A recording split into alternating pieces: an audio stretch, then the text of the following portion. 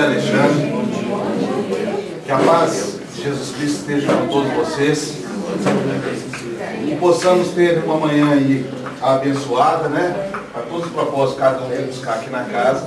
E eu vim compartilhar com vocês um pouquinho, aprender um pouquinho também. Nada melhor que sábado de manhã, todo mundo acordou cedo, a gente poder falar de economia, né? Coisa muito bacana, muito boa para todos nós. Mas a gente vai tratar um pouquinho do que a gente pode fazer no dia a dia, dentro de nossas casas, mas pensando no ambiente familiar. E como tratar as questões nós como profissionais ou como empresários dentro do negócio de economia doméstica, como fazer para otimizar, né? Diante desse mundo que a gente está acompanhando aí, falando muito em crise, em situações de dificuldade, vamos buscar propor algumas soluções aí de melhoria no nosso cotidiano, tá certo? Mas o mais importante de tudo isso não é o ambiente simples e unicamente financeiro e econômico. O mais importante é o ambiente familiar, né? E com ele estando em harmonia, tudo fica mais fácil, tá certo? Para iniciar, eu trouxe uma musiquinha rápida aqui, que eu acho que é para a gente refletir um pouquinho, e a partir dela a gente começa.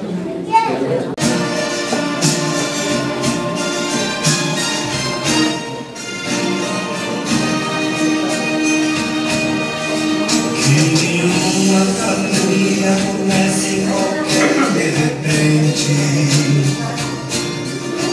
que nenhuma família termine por falta de amor. Que o casal seja um para o outro. Quando a gente fala de economia doméstica, nós estamos falando de onde? Do nosso lar, não é isso? Da nossa casa, da nossa família. Você sabe qual que é a célula mais importante de qualquer sociedade? E falando em sociedade, nós podemos falar de polis, né? De cidade, de política. Você sabe qual que é a primeira e a principal de todas? De todas. Independente de qualquer uma que seja. Mais do que qualquer uma religiosa, inclusive. Você sabe qual que é? Família. É na família, é a célula mais importante da economia, é a célula mais importante da política, é a célula mais importante de qualquer religião, está dentro da família. É aí que tudo começa. Tudo começa. Caráter, moral, respeito, amor, experiência, vivência, exemplo. Tudo começa dentro de casa. É aí que começa todo conhecimento, todo ensinamento. Não é em escola, não é em banco de faculdade, não é em qualquer curso que possa vir a fazer, não é em qualquer igreja, qualquer centro, qualquer religião. Não é. É dentro de casa. É aí que tudo começa. É o cerne principal. É a principal semente de qualquer sociedade. Se chama família. É aí que tudo começa. É aí que os exemplos se arraigam. Segundo a crença espírita, a maturidade espiritual, a capacidade da gente educar um espírito que chegou na Terra é até os 7 anos de idade. É até aí que ele vai pegando todos os seus valores. Na minha época, é duro falar minha época, né? Na minha época, a gente entrava na escola com 7 anos. Né? Você tinha jardim pré-infantil. Então, você já via com o caráter espiritual formado. Você viveu até onde? Dentro de qual ambiente? Familiar. Certo? Então é muito importante a gente entender que a família é a base de tudo. Essa semana nós tivemos uma discussão calorosa. Vou explicar para vocês um pouco do que eu faço. Eu tenho uma empresa já há 13 anos que trabalha com auditoria, consultoria, treinamento de gestão empresarial, dos mais diversos níveis, desde o pequeno empresário até as grandes empresas. Que o nosso foco lá é financeiro, econômico, gestão e processos. Da minha formação técnico em contabilidade, quando mais novo, depois formei em ciências contábeis. Tenho pós-graduação em contabilidade avançada e gestão de finanças, tenho MBA, gestão em controladoria e auditoria, fiz pós-MBA em avaliação de empresa, compra e venda de empresas, e estou fazendo mestrado agora nos Estados Unidos, voltado para a gestão empresarial. Diante dessas experiências, trabalho desde 11 anos de idade. E na minha época, não é que podia, é que tinha. Né? É diferente. Hoje a legislação, infelizmente, proíbe isso. Infelizmente por quê? Porque o trabalho, né, dignifica o homem. Obviamente nós não estamos falando de trabalho escravo, de explorar as crianças, nada disso. Mas eu acho que o trabalho dignifica. E trabalhar é o primeiro passo para valorizar o material. O que eu quero dizer valorizar o material? Não é colocar todas as nossas dependências em coisas materiais, não. Mas é dar valor àquilo que se conquista e principalmente a não desperdiçar aquilo que não tem necessidade. Como um todo, né? O cerne da economia, a palavra economia, a primeira raiz que gerou os estudos científicos econômicos vem da seguinte situação. Nós vivemos num mundo de recursos finitos para necessidades infinitas. Como é que fecha essa equação? Né? Eu não tenho como escavar o mundo, se eu escavar em todo, vai chegar uma hora que ele vai acabar. Se eu cortar toda a madeira, vai chegar uma hora que ele vai acabar. Toda a matéria-prima necessária para mover toda a economia mundial são recursos finitos. E nós, né, populações, somos de necessidades infinitas. Como é que fecha essa conta? Raiz da ciência econômica começa aí. Dessa forma simples. Foi daí que começaram a estudar economia. Que é o quê? O que eu posso aproveitar ao máximo que não gere desperdício, porque vai chegar uma hora que a conta não fecha. Vai chegar um momento que hoje a gente vê falar muito em questões ecológicas, não é isso? Se vê falar hoje muito aí no mercado, energia, como é que vai fazer? Não tem energia. A água, né?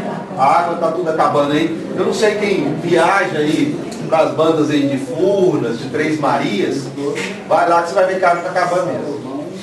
De fato a água está acabando. Quem passa perto do Rio São Francisco, igual eu pesquei lá há muitos anos, está acabando. É absurdamente visível o fato. Mas ninguém quer parar de tomar banho, né? Uns até não gostam, né? Mas ninguém quer parar, né? De lavar o passeio. Hoje, por exemplo, quando eu vim pra cá, eu vi várias pessoas lavando com mangueiro o passeio de casa, né? Então assim, como é que fecha essa conta? A água não tem, energia não tem. Como é que as empresas vão produzir e gerar empregos? Então, quando a gente fala disso, às vezes coisas simples do dia a dia, da nossa casa, refletem na economia. Porque quando a gente consome uma energia que não deveria ser consumida a princípio, eu estou consumindo energia, desperdiçando energia de produção que gera emprego. Se a empresa não puder crescer ou não puder trabalhar, o que ela vai fazer? Reduzir os custos dela, não é isso? Quando reduz o custo, o que acontece? Corta as pessoas. Corta as pessoas, o que acontece? Gera desemprego. Gera desemprego, o que acontece? Para de consumir. Não é isso? Para de consumir, acontece o quê? Para de vender. Para de vender, acontece o quê? Para de produzir. Para de produzir, acontece o quê? Corta pessoas, corta a economia e vira um ciclo oneroso, vicioso. Então nós temos que entender que sim, quando eu deixo a torneira aberta para escovar o dente, quando eu deixo uma luz acesa que não tem necessidade, eu de fato estou contribuindo com a inflação. Olha que legal, eu estou contribuindo para isso. Eu estou tomando de outra cadeia produtiva, achando que eu tenho o direito de fazer isso. Sem contar que dói aonde? Aonde que dói? No bolso. Não é assim? E aí, eu vou colocar o papel de homem como chato, porque tem mais mulheres aqui do que homem, né? O homem quando chega em casa e fala assim, a luz está acesa, apaga a luz. O que todo mundo faz? Pão duro. Porque cara só sabe encher o saco, não é assim que a mulher fala? O homem, sabe por que o homem fica dentro de casa? O homem só chega dentro de casa para perturbar. Não é assim? O homem só perturba, né? Mas, ó, você vê, inconscientemente nós estão tendo uma consciência econômica. Olha que bacana, tá vendo? Aí agora sua mulher não precisa mais brigar com você por causa de apagar a luz. Ó, minha consciência econômica que está pesando. Eu não quero contribuir aí para a degradação econômica do país. Fica chique, né? Agora, de fato, o que a gente tem que pensar? Que cada vez mais,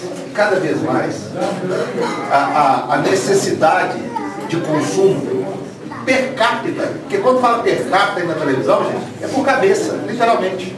Per capita é por cabeça. Nós estamos num país cada vez mais volumoso, numa nação cada vez mais volumosa, que necessita de mais recursos. Porém, já vem sendo esgotado esse recurso ao longo de milênios. Tá certo? Então a gente precisa entender que contribuir com isso é muito importante. Qual que é o primeiro fator dentro da família que contribui para a questão econômica? Harmonia. Harmonia. Se eu tenho dentro da minha casa um lar harmônico, eu tenho capacidade de diálogo.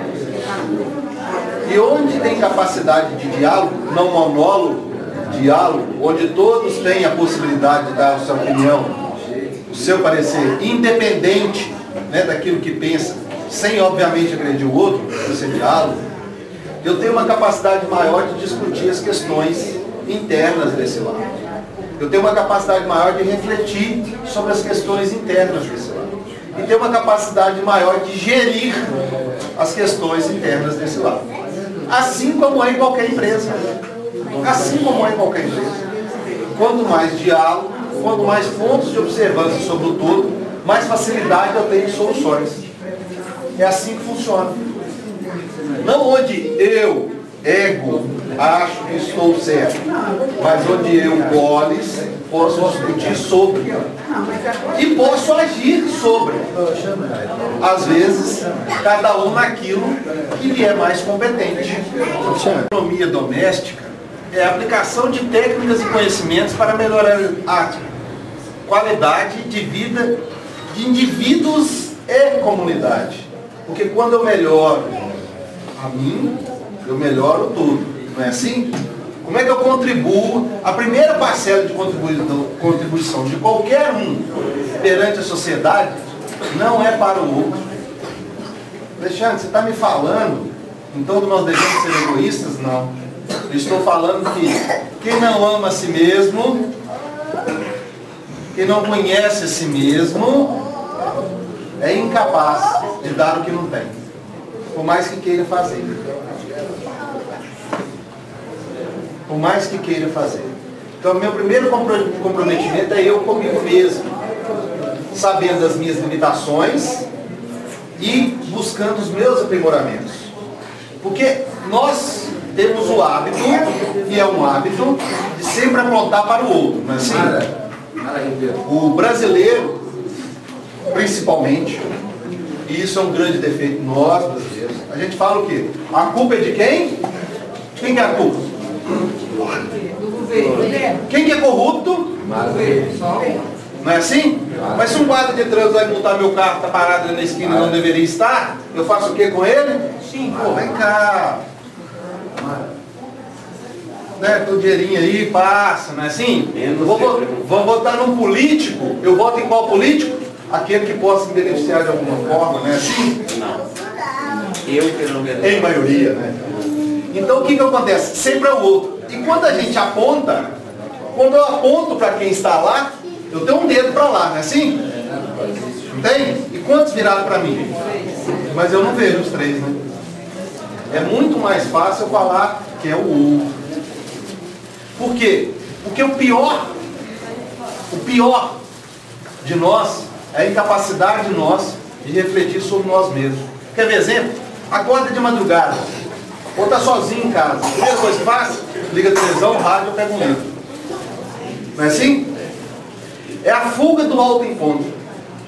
Eu detesto ficar comigo mesmo. Eu odeio, não suporto ficar comigo. É a pior companhia que eu tenho é a minha. Né? Você quer ver outro fato simples? Simples.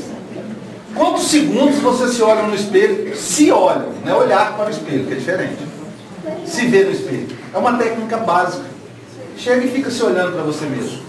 Vê se você vai sorrir, vai chorar, vai se achar lindo, vai se achar feio. Como é que é isso? O autoencontro sempre é prorrogável. Nós vivemos num mundo em que o tempo vale dinheiro, não é assim? Então esse tempo eu não posso desperdiçá-lo comigo mesmo. O que é a carência de todos hoje? Onde você chega e todo mundo fala assim, eu não tenho tempo. Eu não fiz isso porque eu não tenho tempo. Eu não tenho tempo. Engraçado é que o tempo é o mesmo, né? De milênios para cá o tempo é o mesmo, né?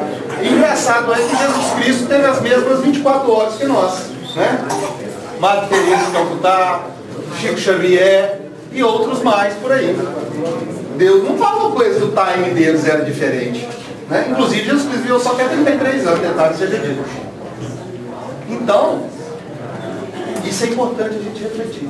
A quanto do meu tempo eu estou dedicando a mim mesmo? Estou dedicando à célula principal de qualquer sociedade, que é a família. E há quanto tempo eu estou dentro disso? Porque ser família não é sentar todo mundo e ligar a televisão. Isso não é ser família. Não é sentar todo mundo e ficar tomando cerveja uma tarde toda. Isso não é ser família.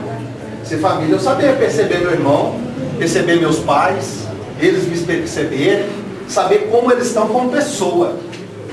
Porque tem muita gente que vive juntos, mas não convive. Não convive.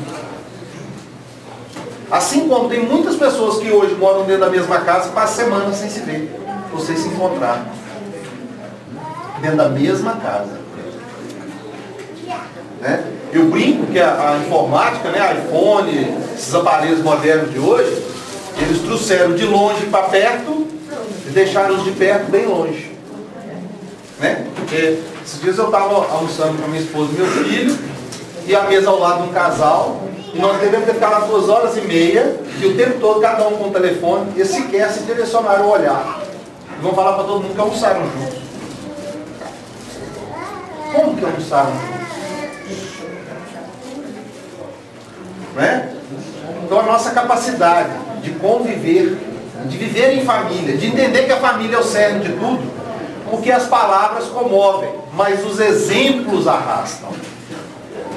Então eu estar com um cigarro na boca e falar com meu filho para não fumar, é uma idiotice tremenda.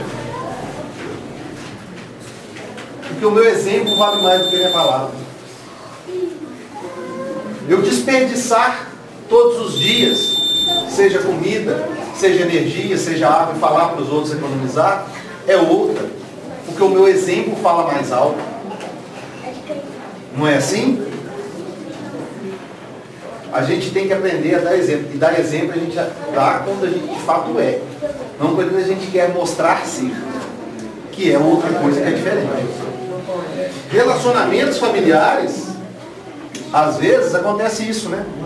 Eu conheço uma pessoa e me transformo no que sou para agradá-la, e para mostrar para ela que sou um príncipe encantado, né? E ao conquistá-la porque sou um príncipe encantado e não conquisto, né? Quando eu volto a ser eu mesmo, ela vai falar assim, você nunca foi assim. Eu nunca fui mesmo, não era ele. Né? Não era ele. Eu nunca fui assim mesmo, não. Né?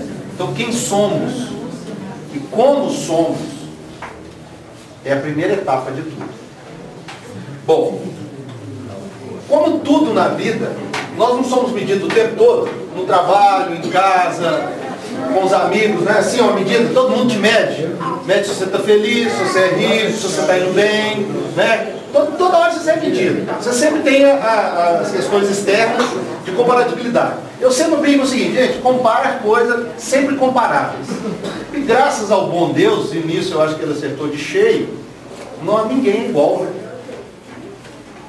Então as pessoas têm mania de comparar outras pessoas. Em mundo econômico, em mundo financeiro, de empresas, quando o cara chega assim, Alexandre, quanto que tem que ser o custo da minha empresa? Quanto eu tenho que faturar? Porque o meu concorrente ali fatura tanto, o custo dele é tanto. Eu falei, pode comparar ele com você? Não, não pode. Então não tem que comparar com ele. Eu não tenho que comparar com ele, eu só posso comparar coisas comparáveis. O que não são comparáveis. A mesma coisa ficar assim, hoje eu me sinto culpado, porque há 5 anos atrás eu não fiz isso ou aquilo. Hoje eu posso me comparar com 5 anos atrás? Não. As minhas opções eram diferentes, eu era diferente, o mundo era diferente, eu posso estar em situações completamente diferentes. Então a palavra culpa é palavra de inquisição, vamos deixar ela lá na época dela, esquece, não serve. Então para comparar, graças a Deus, a gente não pode comparar, porque pessoas não são iguais. Né? Mas a nossa mania de comparar é comparar assim, eu, ego, comparo com ele, desde que as minhas vantagens sobre ele sejam melhores. Né? Caso contrário, eu vou procurar alguém com mais defeitos do que eu. Que se for melhor, eu pulo ele. Mas não, ele eu não comparo. Não é assim que a gente faz? Hoje não faz assim. Hã? Não é assim? As pessoas falam comigo assim, eu estou muito bem, porque tem muita gente pior do que eu. Eu digo assim, olhe para frente, tem muita gente melhor também. Busque a elas. Né? Então assim, esse vai falar que eu estou bem porque tem muita gente pior, mas olha para o outro lado, tem muita gente melhor, então busque elas. Porque a gente tem que buscar ser melhor, né? Não estar melhor do que alguém. É diferente. Né? Então isso é uma questão que a gente tem que praticar. Porque a prática leva à perfeição, não é assim? Então a gente tem que começar a praticar no dia a dia. Né? Então a gente começa a praticar. Qual que é o primeiro lugar mais prático da gente praticar? No lar. Né? Com a esposa, que é a querida amiga, companheira, né? Ela, os filhos, é o primeiro lugar que a gente tem que praticar. Aí eu não tenho liberdade de tratar isso dentro de casa. Começa então a praticar essa liberdade. Porque um casal, gente, que não discute sobre si mesmo, sobre relações, sobre economia doméstica, ele tem que repensar a relação. E tem que repensar mesmo. E eu não estou dizendo que é fácil, tá? Eu sei que é difícil. Às vezes eu encontro com pessoas, porque a gente que trabalha nesse âmbito financeiro, 60%, 70% é psicólogo e 40%, 30% é técnica. Tá? Aplica as tecnologias de finanças. Desses 70% que a gente é psicólogo, às vezes o cara chega perto de mim e fala, Alexandre, mas a minha mulher é muito gastadeira.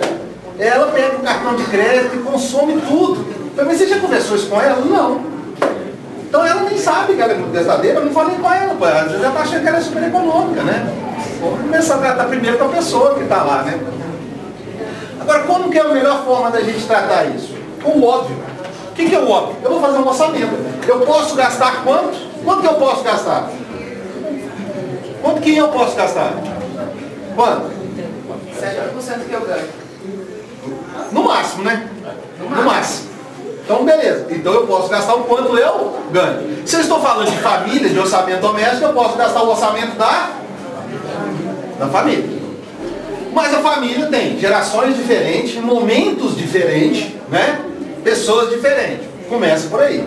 Então eu tenho um filho que está casando, né? E eu quero que ele divida comigo a razão do meu lar lá, mas ele já está querendo gerar um lar para ele. Eu tenho que começar a medir isso, né? Ou eu tenho um filho que é ocioso, fica em casa o dia todo assistindo televisão, jogando DVD, não sei o que, tal, e que só contribui com a despesa. Né? E quando partir eu tenho que pôr empregada doméstica porque ninguém arruma casa. Então essas situações são as primeiras que têm que ser discutidas. Dentro, obviamente, do bom senso. Bom senso. Mingau de fubá, minha avó falava que não fazia mal para ninguém. Não é isso? Então, essa questão é importante, porque é o bom senso. Cara, como é que eu vou estar avaliando a minha família através de um orçamento? O orçamento é o seguinte, olha para a verdade. E nós não gostamos de verdade. Vou antecipar isso para vocês. O ser humano odeia a verdade. Você quer ver? O que a maioria dos brasileiros gosta? Deve gostar, porque tem de 5 horas da tarde até 11 horas da noite, agora está indo até quase 2 horas da manhã. O que tem na televisão? Novela. Todo mundo gosta de novela. Tem alguma coisa contra a novela? Não. Contra os valores da novela? Tudo. Tudo. Tem tudo contra os valores da novela. Eu tenho. Mas todo mundo gosta. Por quê? Você já viu em novela falar em problema financeiro de orçamento doméstico? Pobre de Jó a família. Mesa farta, tudo lindo. Decorador na casa, né? Pobre em novela tem decorador. Né? Decorador, a casa tá tudo certinha lá. Né? Você já viu em novela passar alguém trabalhando? Já viu? Não tem. Então a gente adora isso. Por quê? Porque é uma mentira muito grande, é muito melhor do que a gente enxergar a nossa verdade. Não é isso? Eu dei um curso aqui de uma semana, na EFAL, sobre orçamento. econômica, entramos na questão trabalhista e tal. E no primeiro dia eu cheguei e falei uma coisa que o pessoal quis me bater. Eu quase fui lixado pelos espectadores. Eu falei o seguinte: pega a CLT, que é o código que rege nós trabalhadores, que nos dá direito, e rasga. Foi isso que eu disse. Todo mundo falou assim: que isso? Vai voltar à escravidão.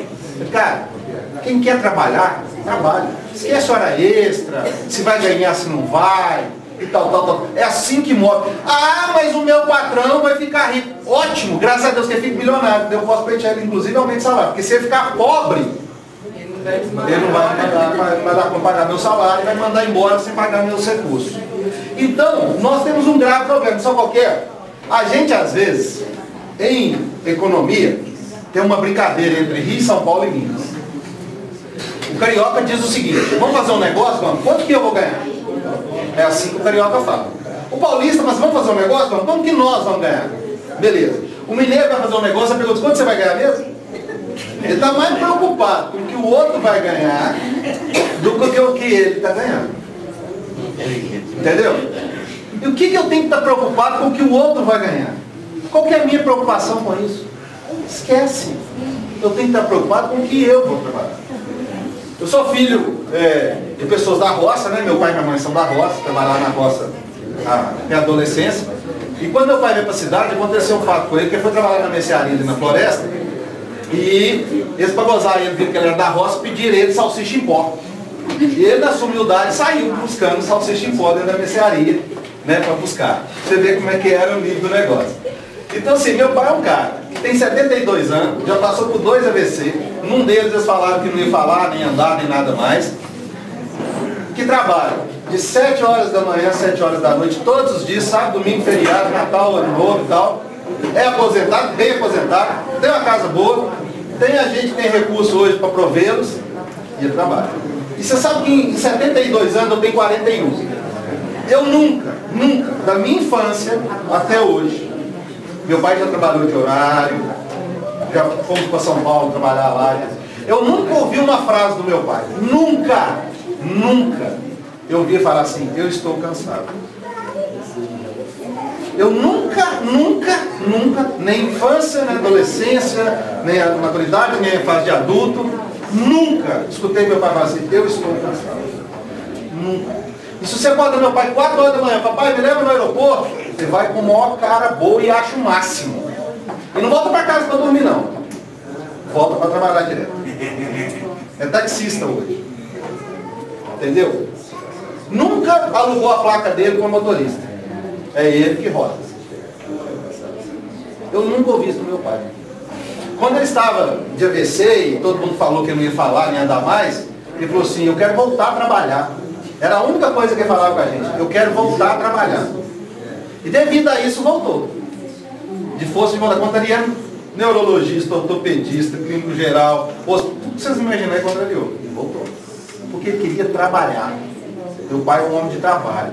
Ele ganhou um prêmio na Fiat, 22 anos de serviço, nem um dia de falta, nem um minuto de atraso. E nem um dia de falta que eu falo, nem de atestado médico. Porque só ir no médico se fosse depois do horário. A doença tinha que esperar, né? Efeito, ó, na cabeça. Quando a gente põe a mente sobre o corpo, é assim que funciona a doença. Né? Eu tenho minha prioridade não é ficar doente. Por quê? Porque eu tenho que trabalhar. Eu não estou falando, gente, que não descansar, não ter seu período, isso é errado. Pelo amor de Deus, não é isso que eu estou querendo dizer. Eu estou querendo dar exemplos daquilo que se torna prioridade na vida, e que tem prazer em fazer. Porque fazer sem prazer também não resolve, não. Também não resolve. Então é o seguinte: o que a gente tem que buscar? O equilíbrio. E como que a gente busca o equilíbrio? Medindo. Nós precisamos medir. E o orçamento é uma ótima técnica para medir. Que é o quê? Eu vou levantar todas as minhas despesas. Olha, Alexandre, por que eu não começo o orçamento levantando as minhas receitas? Vou ensinar vocês, faz a conta ao contrário. Quem mora de aluguel hoje, qual que é a prioridade? O que é uma prioridade? Quem financia uma casa, não é isso? Então eu começo com as contas que mais são prioridades.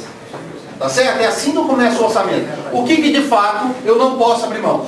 Água, luz, telefone. Dá para parar de pagar? Não, não dá. Então eu vou. nas contas as quais as minhas prioridades são. Tá certo? Carro, eu tenho um carro financiado, é prioridade? Depende. Uma vez financiado é. Se é financiado, é. Olha só para você ver, eu quero entrar no seguinte, quando eu vou fazer um orçamento, eu vou em tudo que é prioritário primeiro. E se no prioritário não couber a prestação do carro financiado, vende ele. Mas se for meio de trabalho, é. Se for meio de trabalho, é. Então eu tenho que fazer um orçamento do meu meio de trabalho. Porque a minha despesa tem que ser suficiente para gerar receita, concorda? Se eu, do meu meio de trabalho, recebo 1.000 e pago uma prestação de 1.500, tem alguma coisa errada. Então eu tenho que fazer o orçamento do meu meio de trabalho da mesma forma. Tá certo? Eu não sei se vocês perceberam, é difícil de perceber, né? Mas eu tenho uma limitação física, né? E como eu tenho um carro, para mim é importante, porque para me locomover e tal, porque apesar de nós termos uma atividade pública de alto nível, né? O motorista de ônibus sempre para próximo da onde a gente descer, existe acesso para deficientes de forma bem fácil, né? Aonde nós vamos. A gente sempre tem prioridade, né? As pessoas observam bem isso, né? Assim? Então, como nós vivemos nesse mundo, cede em lugar, né? Então, assim, então eu tenho que começar o meu orçamento,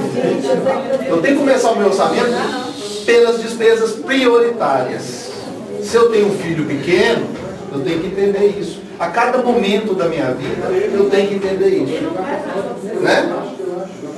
Eu vejo muitos pais falarem assim hoje, eu vou fazer de tudo, mas eu vou dar uma boa educação para o meu filho. Aí eu falo para você, e o que é a boa educação? Eu vou pagar uma escola particular, porque ele vai ter a chance que eu não tive. Primeiro, boa educação não é escola. Boa educação é exemplo. Começa lá. Escola está fora, né? Fora do lar. Eu, na minha época, esse dia eu vi uma charge no jornal, muito legal. Os pais, o filho e a professora. E os pais virando de frente para o filho e falando assim, que notas são essas? Que a professora tinha apresentado as notas para o pai. Aí trouxe para o mundo de hoje. Os mesmos pais, o filho e a professora. E os pais viraram para o filho, para a professora. Que notas são essas?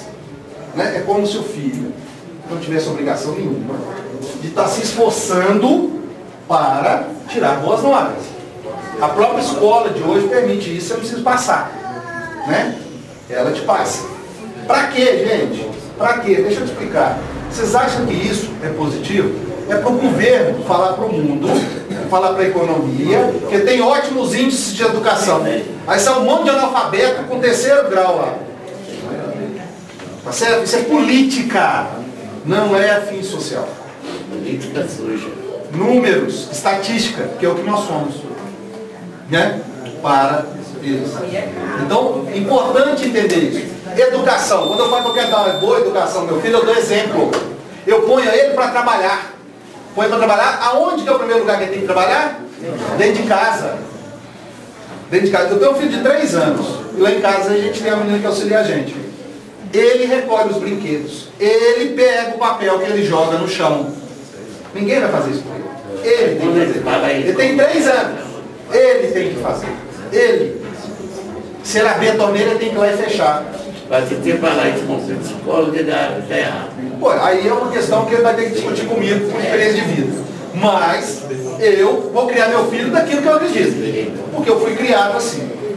Né? Então, a gente tinha que ajudar. Eu tinha que ajudar minha avó a fazer comida. Eu tinha que ajudar ela a fazer massa de pastel. Eu tinha que ajudar ela a torrar o café. Né? Naquelas moedas que tinha antigamente.